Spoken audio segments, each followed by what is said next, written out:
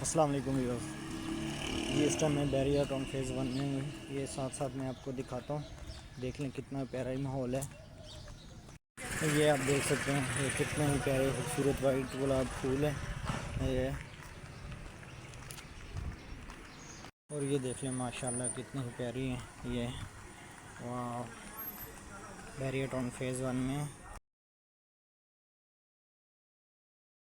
ये आप देख सकते हैं कितने खूबसूरत फूल हैं। और ये देख लें माशाल्लाह कितने ही प्यारे जो है वाइट गुलाब है। और ये साथ ही है और ये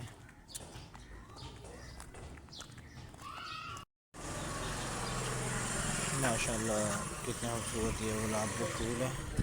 और ये देख सकते हैं आप।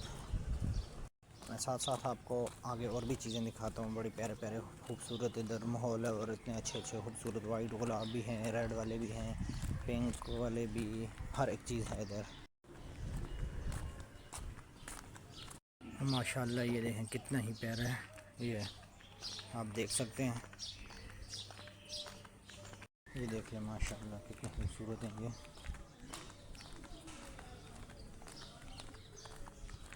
माशाल्लाह ये